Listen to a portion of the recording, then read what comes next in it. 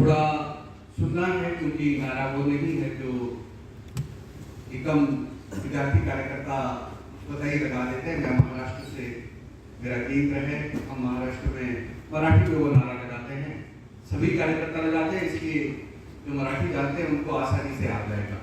परंतु शब्द बहुत सामान्य है तो हम सभी में से कोई भी बोल सकता है। नारा है, मैं कहूँगा, तुमचा आमचा नाता काय, तुम्हारा मेरा नाता क्या है। ठीक है, हम कहेंगे जय भीम जय शिवराय। ठीक है, तुमचा आमचा नाता काय, जय भीम जय शिवाय, तुमचा आमचा नाता काय, जय भीम जय शिवाय, तुमचा आमचा नाता काय, जय भीम जय शिवाय। वंदनीय छात्र शक्ति, अखिल भारतीय विद्यार्थी परिषद के जवाहरलाल नेहरू विश्वविद्यालय इकाई के इस इकाई सम्मेलन, एक तरह से कहे हमारे इस विश्वविद्यालय परिसर में अखिल भारतीय विद्यार्थी परिषद इस नाम के राष्ट्रीय विचार के संगठन की एक परिसर अधिवेशन का स्वरूप में हम यहाँ इकट्ठे हुए। मंच पर उपस्थित अखिल भारतीय विद्यार्थी परिषद के जवाहरलाल नेहरू विश्वविद्यालय इकाई के नवनिर्वाचित अध्यक्ष मित्र राजेश्वर कांत दुबे जी, विश्वविद्यालय की इकाई की हमारी मंत्री बहन शिखा स्वराज जी, यहाँ अग्रिम पंक्ति में बैठे हुए विद्यार्थी परिषद के पदाधिकारीगण, प्रदेश के हमारे अध्यक्ष आदरणीय तपन सर, राष्ट्रीय कार्यकारी परिषद के सम्माननीय सदस्य प्रोफेसर राजीव सिजेरिया जी, पूर्व में राष्ट्रीय कार्यकारी की सदस्य रही वंदना दीदी, अपने क्षेत्र के क्षेत्रीय संगठन श्रीमान आनंद जी, यहाँ उपस्थित अपने प्रांत के संगठन मंत्री राम जी, सह संगठन मंत्री विपिन जी, प्रदेश मंत्री हर्ष जी। श्रृंखला कहूँ तो विद्यार्थी परिषद के लिए इस परिसर से निकल करके कार्य करने वाले कार्यकर्ताओं की श्रृंखला अधिक है, और उन्होंने विद्यार्थी परिषद के राष्ट्रीय मंचों पर उसको सुशोभित किया है। ऐसे सभी कार्यकर्ता वृंद,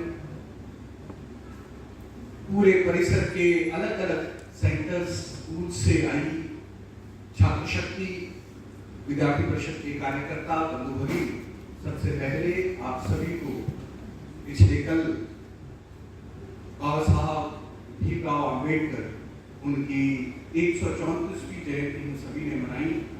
उसके लिए आप सभी की तरफ से, मेरी ओर से, हम सभी की ओर से एक विनम्र अभिवादन। हम सभी के मनों में जिसे एक राष्ट्रीय तत्व की बात हम करते हैं, जिस लोकतांत्रिक व्यवस्था की बात करते हैं, जिस समरसता न्याय की बात हम करते हैं, सर्वस्पर्शिता की बात करते हैं, उसको अगर पहले अक्षर, उसका अक्षर ज्ञान किसी ने लिखा, उसको श्री गणेश किसी ने किया, तो भारत के संविधान के अंदर उसको लेखनीबद्ध करने का कार्य उस बाबा साहब भीमराव रामजी आंबेडकर ने किया। उनके बारे में अलग अलग उपमाएं दी जाती हैं। वो उपमाएं हम जैसे highest institution of scholarship Jawaharlal Nehru विश्वविद्यालय में हम हैं। आप संदर्भ देखेंगे, कई ऑब्जर्वेटिव पॉइंट भी है कि जिस हाईएस्ट स्कॉलर्स की बात मैं कर रहा हूँ, वो जिस कंटेक्स्ट में कर रहा हूँ, जिस विश्वविद्यालय के नाम से कर रहा हूँ, उनके साथ उनका द्वंद्व भी रहा। कोलंबिया और लंदन स्कूल ऑफ इकोनॉमिक्स को पढ़ने के साथ केवल इकोनॉमिक्स ही नहीं, इकोनॉमिक्स के साथ सिविक्स में उनकी महारत थी, जिसको छुआ उसके अंदर गहराई तक पहुंचते। जब लॉ पढ़ा तो लॉ पढ़ने करके सिर्फ बैरिस्टर नहीं, कुछ केसेस लड़ने के लिए नहीं गए, उस लॉ को इतने पिनाकल पर प्रैक्टिस किया कि देश का कॉन्स्टिट्यूशन ड्राफ्ट करने की जिम्मेदारी उनके ऊपर है। मुझे बताइए, दुनिया में आज 8 लगातार बिलियंस ऑफ पॉपुलेशन है, कितने लोग लॉ को पढ़ते होंगे? इससे पहले कितने लोगों ने पढ़ा होगा? पर किसी देश का कॉन्स्टिट्यूशन बनाने का काम तो 100 साल, 150 साल, 300, 400 साल में, कई बार तो 1000 साल में एक बार आता है।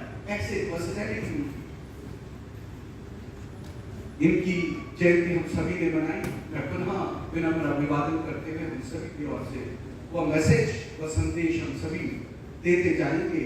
या मैं पक्का विद्यार्थी परिषद की ओर से, हम सभी की ओर से छात्र शक्ति को, युवा शक्ति को, देश को यह पक्का आश्वस्त करना चाहता हूँ कि यह विद्यार्थी परिषद का कार्यकर्ता बाबा साहब का संदेश अंतिम सांस तक लेकर के चलने वाला है, वो न्याय के लिए करने वाला है, वो इस देश को सकारात्मक दिशा में देने वाला है। और जैसा उन्होंने कहा, India first and India last, Bharat प्रथम और भारत ही अंतिम, कोई और ख्याल ऊपर नहीं, ऐसा विश्वास बताने वाला अगर कोई है, ऐसा छात्र संगठन है तो अक्षरशः अखिल भारतीय विद्यार्थी परिषद है। और पूरे देश में जब यह बात हमने रखनी होती है, जिस विश्वविद्यालय परिषद के कार्यकर्ताओं का उल्लेख आता है वो जेएनयू की एबीवीपी के कार्यकर्ताओं का उल्लेख आता है। आप सब बहुत धन्यवाद, क्योंकि जब भी हम ये बात कहते हैं कैसे एबीवीपी का कार्यकर्ता राष्ट्रीय तत्वों को खड़ा करके रखता है, उदाहरण आप सभी का आता है, आप सभी के संघर्ष। साथी मित्रों, हम सभी ने विशु की बहुत बहुत शुभकामनाएं, बिहू की शुभकामनाएं और बैसाखी की शुभकामनाएं। आज नवरात्र भी है, नवरात्र पर्व की शुभकामनाएं। ये सारे पर्व, उत्सव, भारत की संस्कृति, कई बार आपको भी लगता होगा कि कैसे भारत इस एक तरह से देखा जाए संस्कृति के अलग अलग पक्ष स्वरूप, हम एक कॉइन के दो चेहरों की बात करते हैं, ब्रह्मा जी के 4 चेहरों की बात करते हैं। जैसा मैंने देखा वैसा मैंने पाया, ये संस्कृति जितना डूबा, जितना मैंने इसके अंदर डुबकी लगाई, उतना नया मैंने पाया, उतना एक विविधता मैंने इसमें पाई। परंतु उसकी गहराई में विविधता पाते पाते मैं समझता हूँ कि जैसे ही हम एक सतह के नीचे देखते हैं, इस संस्कृति की एकात्म भाव में, ये यूनिटी इन डाइवर्सिटी नहीं है, इसके इनहेरेंट वननेस जो है उसको अलग अलग एक्सप्रेस किया। फिलॉसफी में इसी की गहराई में हमने कहा कि मैं वन हूँ, मुझे अच्छा लगेगा कि मैं ये बहुत हो जाऊं ताकि मैं उस वननेस को थॉरली एक्सप्रेस कर पाऊँ, उसकी अलग अलग स्वरूपों में देखूँ। यही शाश्वत सत्य हमारे काव्यों में, अलग अलग भाषाओं में आया। तो यह है जिसको हम अलग अलग स्वरूपों में मानते हैं। एक तरह से देखिए कि उत्सव आते हैं, नववर्ष मनाने का अलग अलग कालखंड आता है। उस प्रदेश में, उस क्षेत्र में जब रबी खरीफ की फसल आती है, फसल आने के पश्चात सब लोग उसको अपने समाज में ऐसी परिस्थिति बनती है कि धंधार्थ की संपन्नता होती है, तो उसके अनुसार वो अपने जीवन को नए तरीके से अगले वर्ष का विचार करता है, ऐसे करके अपनी संपन्नता, ऐसे करके अपने उत्सवों की परंपरा विकसित हुई। हमारा देश जिस परंपरा को मानता है उसमें ये अलग अलग अंतर है। हमारे दिन को देखने का तरीका, तिथि निकालने का तरीका, वर्ष निकालने का तरीका जितना विभिन्न है। अब हम ही यहाँ बैठे हुए बंधु भगिनी, किसी ने नववर्ष अभी 7 दिन पहले एक दूसरे को कहा, मेरे गुजराती बंधु हैं और साहब यहाँ पर बैठे होंगे कहीं पीछे, तो मैं भी गुजरात में रहा हूँ, तो दीपावली के अगले दिन हम नववर्ष बताते हैं और हैप्पी न्यू ईयर बोलते हैं। कई बार मैं छोटा था, मैं सोचता था कि दीपावली के साथ सारे actor actresses happy Diwali and happy new year क्यों बोलते हैं। और जब मैं गुजरात गया तो मालूम पड़ा है कि happy Diwali and happy new year इतनी जल्दी क्यों बोल देते हैं। तो ध्यान में आया, यह जो हम गुजरात में नववर्ष मनाते हैं उसका, और अलग अलग स्वरूपों में अलग अलग नववर्ष मनाने की अपनी परंपरा, उसके अंदर जो एक प्रभाव विश्व की इकोनॉमी के अंदर हमने देखा। आप सोचिए कि ब्रिटिशर्स आए, ब्रिटिशर्स गए, पर फाइनेंशियल ईयर के अप्रैल में शुरू होता है, तो it was an impact of the trading capacity of Bharat. We settled our accounts in check masudi. Falgun we ended and check we started the fresh papers. Gujarat में वो काम लक्ष्मी पूजा के दिन किया जाता और अगले दिन से नई बुक्स और अकाउंट शुरू किया जाता। तो इसका इतना बड़ा इम्पैक्ट था कि पूरी दुनिया उसी के साथ चलती थी और वैसे ही पूरी की पूरी प्रैक्टिसेस थी और वो इम्पैक्ट कहीं ना कहीं दिखता है। कुछ दिनों पूर्व मैं एक डॉक्यूमेंट्री देख रहा था, आप सभी ने अवश्य देखी होगी, क्योंकि जिस परिसर में मैं हूँ मेरी अपेक्षा है कि बातचीत करने के साथ साथ आप सभी उसको जहाँ पर पहुँचे वहाँ तक चर्चा को ला पाएंगे। मैं प्राचीन की एक वीडियो देख रहा था। वीडियो में बहुत साधारण सा प्रश्न पूछा गया। मेरे मन में बहुत पहले एक प्रश्न आता था। मैं विज्ञान भारती के संग्रह की उस समय में बड़ा दुखद घटना है कि वे अब नहीं है। श्रीमान जयंत सहस्त्रबुद्धे जी को मिला, एक बैठक में बातचीत हो रही थी। मैं 2-3 लोगों से प्रमुख लोगों को बातचीत कर रहा था। मैंने ऐसे ही पूछा कि चलिए हमें मालूम है कि दुनिया भर में कैलेंडर्स हैं, ईयर्स हैं, युगात्म होता है वह अलग नंबर है, विक्रमी संवत अलग नंबर है, हिजरी कैलेंडर अलग है, ग्रेगोरियन कैलेंडर अलग है, सबके ईयर्स अलग है, सबके कैलेंडर्स अलग, ईयर अलग अलग है। तो ईयर अलग अलग होता है जब काउंट किया और उसके बाद ईयर गिने जाते हैं। फिर बात आई मंथ्स की, 12 महीने हैं तो 12 महीनों के नाम अलग अलग है, 12 महीनों का प्रकार अलग है और कई सौर मास है, कई चंद्रमा के तौर पर मास की गिनती होती है और उसी के अंतर के कारण किसी न किसी फॉर्मेट में अंतर आता ही है। सभी महीने बराबर नहीं है और अलग अलग संस्कृतियों में कैलेंडर्स को, सौर मास को मापने का और चंद्र मास को मापने का तरीका अलग है। परंतु कोई ऐसी संस्कृति नहीं मिल रही आज के समय में वैश्विक दृष्टि से जब हम देखते हैं जहां 7 दिन, ये 7 अलग अलग देवताओं को प्रतीक करते हैं और जिस देवता को जिस दिन हम आइडेंटिफाई करते हैं अक्रॉस सिविलाइजेशन को सेम देवता है। संडे को हम रवि की ही पूजा करते हैं, सन गॉड। संडे को कोई मंगल की पूजा नहीं करता किसी और कल्चर में। वेडनेसडे को बुध ग्रह की ही पूजा होती है। गुरुवार को, वीरवार को तो पर पूजा उसी जुपिटर की होगी। इसका कोई कंफ्यूजन नहीं है दुनिया में, माइंड कोई कंफ्यूजन नहीं रखते। ऐसा हुआ कैसे करती है? Who did it? अब चर्च आया भारत में, स्पेनिश आए, पोर्चुगीज आए, ब्रिटिशर्स आए। अर्लियर आप बोल दीजिए कि थोड़ा और पहले जाए तो सीरियन क्रिश्चियंस आए, उन्होंने अपने साथ कुछ कैलेंडर आया होगा, उसको भी आप देख लीजिए तो ध्यान में आएगा कि ये इंटरप्रिटेशन वैसी नहीं है। यानी उनके द्वारा ग्रेगोरियन कैलेंडर आया, बाद में ग्रेगोरियन कैलेंडर 1582 में सेटल होता है। 10 दिन की एक जंप लगती है, 5 अक्टूबर से 15 अक्टूबर के बीच की कोई डेट नहीं है, हम सभी ने पढ़ा है। तो ये जब तक जाती है वो सेटल करते हैं, क्योंकि ईस्टर को देख करके जिस दिन वो ईस्टर वेटिकन के अंदर जहां पर उसकी लाइट की रेस पहुंचनी चाहिए थी, वो कई दिनों से, कई सालों से वहां पहुंच नहीं रही थी, उसमें कई दिन लग रहे थे। और उसको देख करके उस समय के वो परेशान होते कि this is not settling, it is getting delayed. और उन्होंने एक बार में ही पेपर नोटिस निकालते हैं और 5 अक्टूबर को ऊपर पेपर नोटिस 6 महीने पहले निकल गया कि 5 अक्टूबर से अगली डेट सीधा 16 रहेगी, निकल गया पेपर नोटिस। और वो ग्रेगोरियन कैलेंडर सेटल किया गया उसके नाम से। ये सारी सेटलमेंट की, ये सारी सेटलमेंट होती है, हमें मालूम पड़ता है किस तरह के उद्देश्य। परंतु ये देश का कहां से हुआ, ये कैसे गए, ये कैसे बने, किसने बनाए? तो जब मैं ये चर्चा कर रहा था, मैं नेपाल जाना हुआ और नेपाल में एक और संस्कृत एक्सपर्ट, मैंने उनसे पूछा कैसे बने, उन्होंने मुझे बताया। उनका कहना था संस्कृत की शुरुआत में पहला दिन वो सोमवार था, उन्होंने कहा। परंतु जयंत सहस्त्रबुद्धे जी ने कहा कि इसका पूरा का पूरी डिटेल्स ये आर्यभट्ट जी ने आर्यभट्ट में दी है, सूर्य सिद्धांत के अंदर की गई है और बाद में प्राच्य ने एक वीडियो किया है, मैं आपसे इससे निवेदन करूंगा आप उसको जरूर देखें। यानी भारत के अंदर वो चर्चा पहले से थी जिसके अंदर हमने ये सारे शब्दों की व्याख्या के ऊपर काम किया और उसके आधार पर हमने बताया कि एक मैट्रिक्स बना करके शनि से शुरू होते हुए अलग अलग ग्रहों की गति को हमने एक मैट्रिक्स सिस्टम में डाल करके फिर जाकर के हमने दिनपति बनाया। यानी हर दिन का एक प्रथम ग्रह उस दिन का दिनपति कहलाता है, उसके आधार पर ये दिन बने हैं। It has not arisen out of a simple sequence.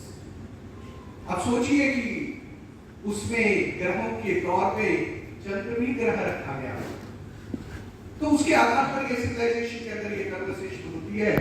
तो ऐसे करके ये दिन बने, ऐसे करके उसके नाम बने, कभी चर्चा होती है। मैंने विद्यार्थियों को बातचीत करते हुए पूछा ये तिथि कैसे तय होती है और किस दिन तिथि का लोप होता है, ये भी कन्वर्सेशन है। आज हम नवरात्रों के 9 दिनों को मनाते हैं तो किसी दिन 2 नवरात्रि करके आ सकते हैं, कच्चा खा लेंगे। वार का लोप नहीं होता, वार डे एज पर सन सीक्वेंस चलते हैं, पर तिथियां चंद्र गति और नक्षत्र की गति से चलती हैं। वो क्या है, इसी का सूडो साइंस। आपके यहाँ तो बहुत कन्वर्सेशन होगी उसके ऊपर, परंतु सूडो साइंस वही कह सकता है जो थोड़ा ड्यू डिलिजेंस नहीं करेगा, जो डॉक्यूमेंट रेफर नहीं करेगा, जो लेजी राइटिंग करेगा और left have been thoroughly victim और culprit of that same mentality. Why did I say victim? Because the younger ones are not thoroughly immersed in the ideas of left, but उनको लगता है कि यही जोश है, यही अच्छा है, ये बढ़िया है, और चे फोटो और विचार के अंदर वो जाता है। रिसर्च शुड बी है, पर नहीं करते। और फिर जो लोग who lie through their teeth, their writings, their commentary, their opinions, it is propagated far and wide, कई बार बताई जाती है और झूठ को सच। आप सोचिए कि हमारे सामने दुनिया में आज चिंता अमेरिका को ये हो रही है कि उसके बॉर्डर्स पर लोग बढ़े जा रहे हैं, उसके सामने प्रश्न चिन्ह है कि कौन उनका वोटर है, कौन उनका सिटीजन है, किसको वो वोट करेंगे, कौन उनके वोट की अनुमति देगा। और वहां पर जैसा भारत में इलेक्शन कमीशन है जिसके सामने सब लोग ट्वीट करते हैं, वहां इलेक्शन कमीशन नहीं। वहां तो जो चाहे इलेक्टोरल रोल के बारे में आइडेंटिटी कार्ड भी देना चाहते हैं, क्योंकि आइडेंटिटी कार्ड दिखाएंगे तो पता चलेगा कि ये सिटीजन नहीं है, बल्कि वोट डालना चाहते हैं। वोटर में जो आए उसके प्रश्न चिन्ह है कि कितने वो वाइट पोस्ट में लाए। तो ये दुनिया भर की कन्वर्सेशन है और इनको डिफेंड करने का काम जो करते हैं वो हमारे सामने हमारे कैंपस में भी उनकी चर्चाएं हैं। मित्रों, विकास जी ने अपने प्राथमिक उद्बोधन में अपने इकाई के निवर्तमान मंत्री, उन्होंने 1991 का उल्लेख किया। 1991 का उल्लेख इसलिए किया क्योंकि विद्यार्थी परिषद की फॉर्मल इकाई पहली यूनिट कॉन्फ्रेंस अगर कहें वो 1991 में हुई। एक तरह से 1991 से अब 34 साल विद्यार्थी परिषद की एक हर वर्ष तार्किक इकाई का सम्मेलन के साथ इस यात्रा में पहुंचे। एक तरह से जेएनयू के इतिहास में there is a pre-91 and post-91, so much so that in the history of India there is pre-91 and post-91। सोचिए कि पहले देश में लाइसेंस कार्ड था तो जेएनयू में भी लाइसेंस कार्ड था। वो लाइसेंस कार्ड था कि ये तुम्हारे कॉमरेड फैकल्टी और इनके साथ उनके पिल्ले हैं जिनको ये फीचर मिलेगी, बाकियों को वो छोड़नी पड़ेगी। आप विद्यार्थी परिषद का झंडा नहीं उठा सकते। अपने कई कार्यक्रमों को छोड़नी पड़ेगी। ये उनके साथ घटना हुई है। जरूर वो चिल्लाएंगे, कैपिटलिस्ट आए, लिबरलाइजेशन हुई, परंतु आपने जो दंश जो इस कैंपस के अंदर रखा था उसके बारे में प्रश्न कौन करेगा? डेमोक्रेसी की बातचीत कैंपस में होती कब थी? चर्चाएं कहां हो पाती थी? 4 लोग झुंझुना देकर के एक रंग के डिफरेंट शेप्स के साथ चर्चा करते थे, उसको डेमोक्रेसी कहोगे? तेरा लाल मेरा लाल, उसकी चर्चा में ही डेमोक्रेसी दिखती थी। आज फिट आ गई। पूरे उद्योग में रेड ही सबसे ज्यादा होता है, corner, and you have been thoroughly cornered this year.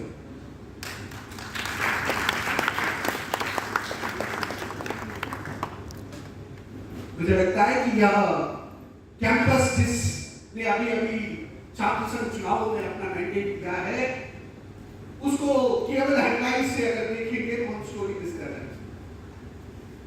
मेरा निवेदन है कि हम उसकी गहराई में जाएं, एक प्रिज्म सामने रखें तो वो व्हाइट लाइट से हमें पूरे 7 कलर्स दिखाई देंगे, और फिर उसके बाद हमारे ऊपर यह अपेक्षा है कि एक एनालिसिस की बैक पर बैठे।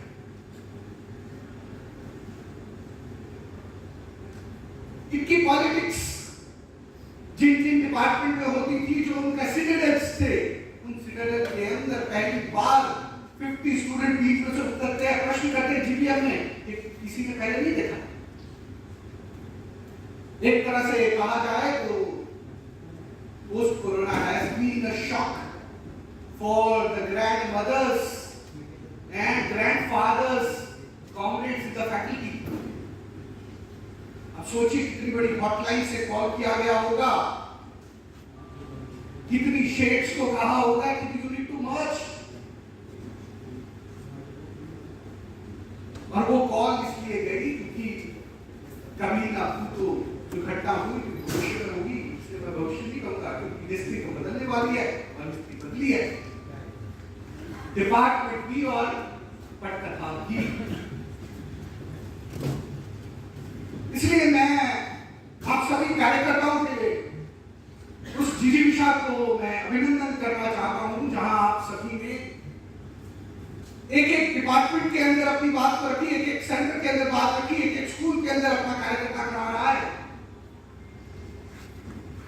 हमने पिछले 34 वर्षों में इकाइयां खड़ी की, कार्यकर्ता खड़े किए, उनकी लेगेसी आज ये बताती है कि they are finally their fields.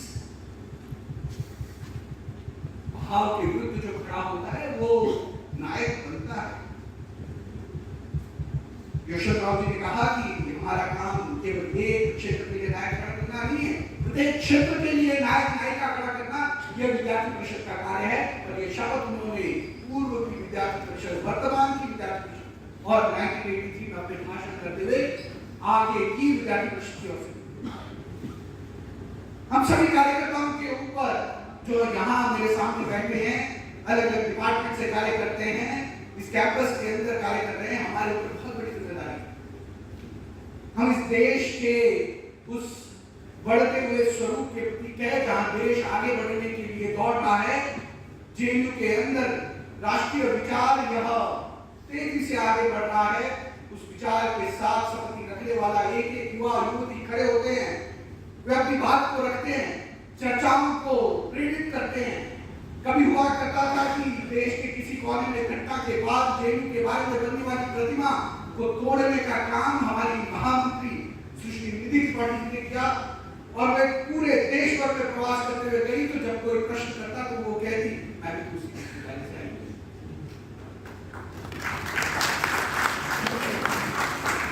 ये आप लोगों के बीच में से उन्हीं कार्यकर्ताओं का ये सच मैं कह रहा हूं, जिन्होंने पिछले 34 साल में कार्य किया। उन्होंने देश के अंदर जेएनयू की ओपिनियन को सकारात्मक दिशा में ले जाने का कार्य किया। कई बार हमें प्रश्न करता है, कुछ बोलता है, आरोप लगाता है कि जेएनयू की बदनामी करने का कार्य इन अखिल भारतीय विद्यार्थी परिषद वालों ने किया। सच्चाई यह है कि जिसने पूरा मंचन पूरा टीवी और स्क्रीन के सामने किया, कोई प्रवासी आएगा यहाँ देखता था कि किस तरह की परिस्थिति आपने की, कैसे कैसे कृत्य सड़क के किनारे आपने किए, और आज उसका ही ट्रॉफी आपको अलग अलग राजनीतिक दल देने के लिए चले हुए हैं। ऐसी परिस्थितियां लोगों ने जानी है, देखी है। इतनी बड़ा कार्य, इस सभी को सामने लाने का कार्य पिछले कई वर्षों में विद्यार्थी परिषद इकाई ने किया है। बहुत बड़ी जिम्मेदारी वर्तमान इकाई के ऊपर आई थी, जिसकी घोषणा थोड़ी देर बाद इसी मंच से होने वाली। मित्रों, मैं एक अनुभव आपके बीच में रखना चाहता हूं। अनुभव केवल इतना है कि जिस तरह यहाँ बैठे हुए कार्यकर्ता विश्वविद्यालय परिसर के कार्यकर्ता रहे, मैं स्वयं भी विश्वविद्यालय कैंपस का कार्यकर्ता रहा। कैंपस का कार्यकर्ता रहना मानिए 24/7 आप कैंपस की लाइफ के साथ अटैच हैं। पर्चा बनाना, पोस्टर लगाना, कैंपस में कैंपेन करना, कोई भी दिन संडे भी ऑफ डे नहीं होता। There is no vacations on campus, there is no holiday। दो कार्यकर्ता पूर्णकालिक भूमिका में नहीं रहते, कोई एक विस्तारक संघ मंत्री पूर्णकालिक नहीं है, अध्यक्ष और मंत्री भी पूर्णकालिक की तरह कार्य करना पड़ता है, और वही कैंपस इकाई कहलाई जाती है। उसी के लिए सम्मान किया जाता है जिसके कम से कम 10 से 12 कार्यकर्ता उनका जैसे एक्टिविज्म में मानते हैं और उनका जीवन उस एक्टिविज्म के साथ प्रेरित है। आप कार्य कर रहे हैं, एक्टिविज्म कर रहे हैं, पढ़ाई के साथ करते करते उसको प्रायोरिटी के साथ करने वाला संगठन विद्यार्थी परिषद। आप देखते हैं कि एकेडमिक लीडिंग अपने अपने सब्जेक्ट डिसिप्लिन में कार्य करने वाली विद्यार्थी परिषद के यही कार्यकर्ता समाज क्षेत्र में हर एक स्थान पर पहुंचे।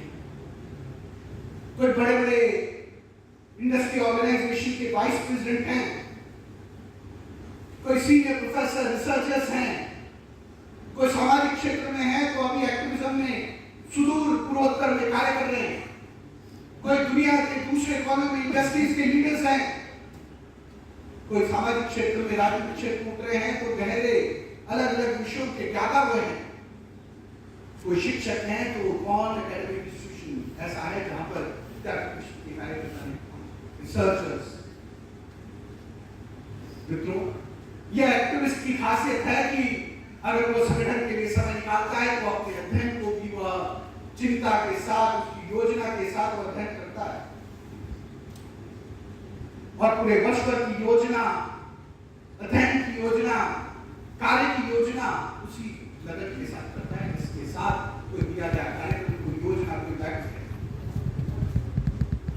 सामूहिकता जेएनयू की एसेंस है। इसी कार्य के अंदर कार्य करते करते विद्यार्थी परिषद का कार्यकर्ता चर्चा करते करते रात के 3 बजे चाय पीने के लिए जब तक बैठक चलती रहेगी, निर्णय नहीं होगा। यह पद्धति विद्यार्थी परिषद की टोली ने मेरे प्रवास में मुझे भी अनुभव में आई। एक अच्छे परिसर यूनिट का यह सबसे बड़ा हाईलाइट अनामिकता, यानी हम में से केवल चंद कार्यकर्ता हैं जो मंच पर बैठेंगे, चंद कार्यकर्ता हैं जो छात्र संघ का चुनाव लड़ेंगे, चंद कार्यकर्ता है जिनको कोई रिस्पॉन्सिबिलिटी मिलेगी, परंतु अखिल भारतीय विद्यार्थी परिषद का कार्यकर्ता कहलाने की जो महती जिम्मेदारी है हम सभी को वह कार्यकर्ता आज इस जिम्मेदारी में है तो यहाँ से उठ करके आज पीछे पंक्ति में बैठा है, वो इंतजार कर रहा है कि नए अध्यक्ष उसके लिए कोई दायित्व निश्चित करेंगे और वो सामान्य कार्यकर्ता के तौर पर कैंपस में वैसे घूमेगा जैसे कभी वो पहले सेमेस्टर में पहले ईयर में आया था। अवश्य ही 2 कार्यकर्ता 3 कार्यकर्ता ऐसे जिनको राष्ट्रीय स्तर पर जिम्मेदारी है। कोई सोशल मीडिया को संभालता है, कोई मीडिया को संभालता है, कोई सेंट्रल यूनिवर्सिटी के कार्य का कोऑर्डिनेटर है, कोई शोध कार्य का कोऑर्डिनेटर है, परंतु कैंपस में अध्यक्ष जी की सूचना के ऊपर एक विद्यार्थी कार्यकर्ता के तौर पर है। किसी को आज सुबह तक दायित्व था, वो अंतिम पंक्ति में बैठा है, उसको क्या दायित्व मिलेगा, क्या काम मिलेगा, ये नाम। कई कार्यकर्ताओं को चुनाव लड़ पाए, कईयों के नाम की चर्चा हुई, बार-बार चर्चा हुई, उनको चुनाव नहीं लड़ाया गया, पर फिर भी वो कार्यकर्ता है, वो कार्य करते हैं, छोटी सी जिम्मेदारी मिलती है, परंतु उस अनामिक भाव से वो कार्यकर्ता काम कर रहा है। हमारा यश इसमें है कि जिस भाव राष्ट्रीय तत्व को लेकर के हम काम कर रहे हैं, उसका यशोगान परिसर में हो रहा है, वह आगे बढ़ रहा है। यही हमारे लिए एक तत्व की दृष्टि से दिशा है। पारस्परिकता कितनी, अनौपचारिकता कितनी, यह स्नेह क्यों ना छोटे छोटे स्नेह के स्माइल से एक दूसरे को देखने पर से क्या निर्णय, क्या चर्चा, क्या दिशा, यह कैंपस का कार्यकर्ता स्वतः सीखता है। हम पारस्परिकता सिखाने के लिए उदाहरण बताने का प्रयास करते हैं। कैंपस का कार्यकर्ता, परिषद की इकाई का कार्यकर्ता वह सीखता है, वह बार-बार बैठक में बैठते बैठते उसका कार्यकर्ता का निर्माण उन्हीं बैठकों के अंदर से। कई जनरेशन निकल गई कार्यकर्ताओं की, उन्होंने सिर्फ इतना किया विद्यार्थी परिषद के लिए कि वो पर्चा लिखा करते थे और उसके सिवा अधिक काम नहीं करते। आज अलग अलग समाज क्षेत्र के संगठनों के साथ आए। कई कार्यकर्ता कई बार हम सभी से चर्चा करते, कई बारों में सहमति नहीं रखते, कई बार उनको लगता है कि निर्वाचन में ये कैंडिडेट ठीक नहीं, ये प्रक्रिया ठीक नहीं, उसको ऐसा करना चाहिए था, परंतु जब उनको कहा गया कि पर्चा आपको लिखना है, मत की भिन्नता के बाद युवा कार्यकर्ता पर्चा लिखता था, अच्छा पर्चा लिख करके वो एक्टिविज्म के तौर पर अपनी जिम्मेदारी निभाता। आज हम देखते हैं कि यह कार्यकर्ता के बीच में अनौपचारिक भाव, एक दूसरे से शेयर करना, ओपिनियन दे पाना, और जेल में अपनी अगर डिफरेंस ऑफ ओपिनियन है उसको गलत नहीं मानते, उसको स्वीकार करते और उसका सम्मान करते। ये विद्यार्थी यानी कार्य पद्धति का जो सलीका हम देश भर में कैंपसेस में देना चाहते हैं, उसका एक अनुभव उदाहरण अपने परिसर में से है। कभी कैंपस में फर्स्ट ईयर का स्टूडेंट आया हुआ, मेरा परिचय होता है तो लगता है कि यह कार्यकर्ता नया है, उसके अनुभव कैसे हैं। धीरे धीरे कार्यकर्ता छोटी छोटी जिम्मेदारियां निभाता है। फर्स्ट ईयर में आता है तो बहुत कम वजन है, लगता है कि हम सभी ने अगर एक समोसा खाया तो अपना आधा समोसा उसको देना चाहिए।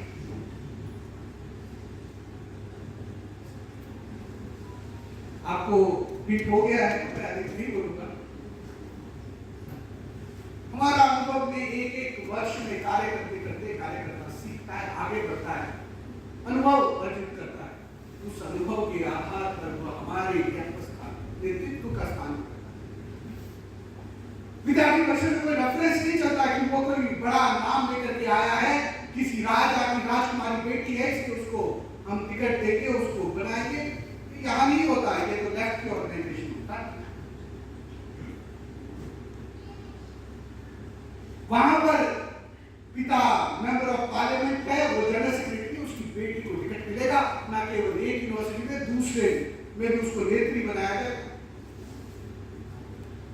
हमारे संगठन में तो एक नेतृत्व के गुणों को देख करके माता पिता सोचते हैं कि ऐसी गुणी बिटिया हमें मिली है, हमारा बिटिया का नाम उसके नाम पे होना चाहिए।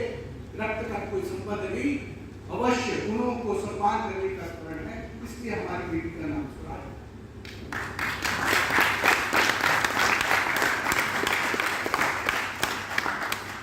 यानी उनका रिश्ता वो खून से जोड़ते हैं, उनकी राजा की बिटिया राजकुमारी वो आगे बढ़ती है।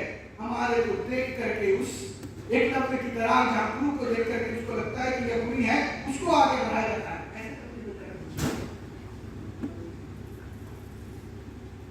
इसलिए मित्रों, यह विद्यार्थी परिषद का एक कार्यकर्ता यहाँ का लीडर है। यहाँ का अध्यक्ष राजेश्वर नहीं, यहाँ के अध्यक्ष हम हैं। यहाँ की सेक्रेटरी शिखा स्वराज की, यहाँ की सेक्रेटरी हम सभी। अगर यह भाव लेकर के हम चलेंगे और कार्यकारिणी घोषणा करेंगे, उस कार्यकारिणी में अवश्य कोई अलग अलग नामों के लोग होंगे, पर वो हम हैं, हम ही अध्यक्ष है, हम ही मंत्री है। ये भाव के साथ इकाई चलेगी तो यह इकाई उस भाव को, उस विचार को पुष्ट करेगी। एक जीत से ही अंत नहीं होगा इस परिषद में, बारंबार इस परिषद के अंदर जीत करके जो राष्ट्र खड़ा करना है, उसके लिए जो नेतृत्व चाहिए, वो नेतृत्व खड़ा करने का कार्य हम करेंगे। यही विचार देते हुए यह इकाई आगे बढ़े।